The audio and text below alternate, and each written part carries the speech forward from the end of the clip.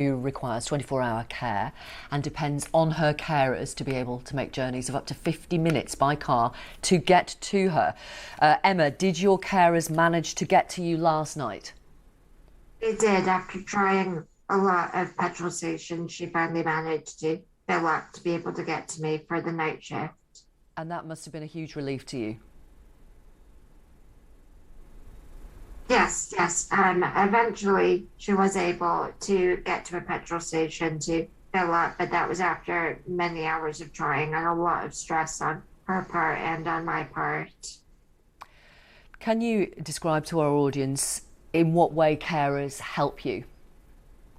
Without my carers, my situation is life-threatening. I'm on a ventilator, as you can see, and I require 24-hour care just to survive and to go about my day-to-day life. And so if I don't have a carer with me, it's incredibly serious, and I rely on them completely. Do you blame anyone in particular for the panic buying?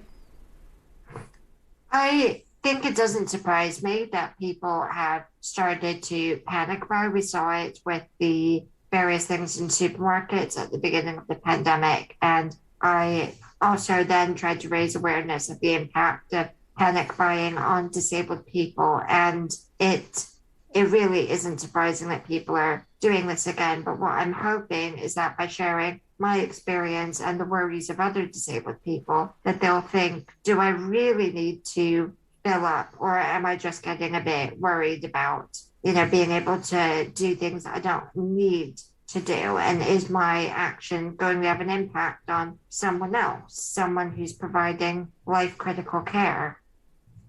What do you think of the calls for essential workers, like the people who care for you 24 hours a day, to have priority for fuel?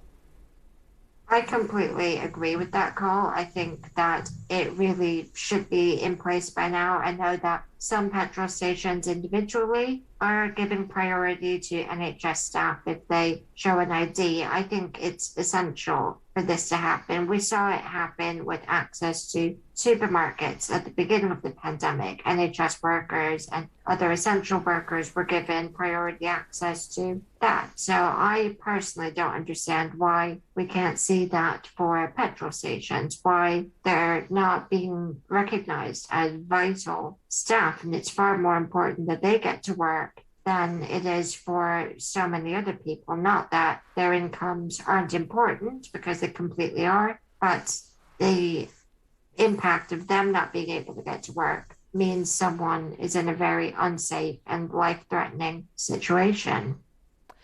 I know you heard the interview with our previous guest. I wonder if you think it would make a difference if the Prime Minister stood up with industry figures and said, this is the situation, we need to stop doing this.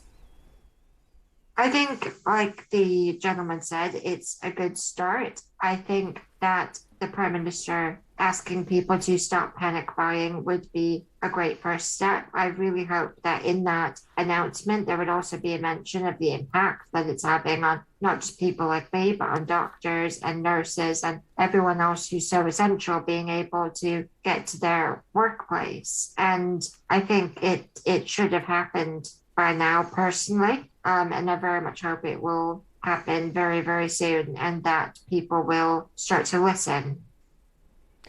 Emma, thank you very much for talking to us this morning.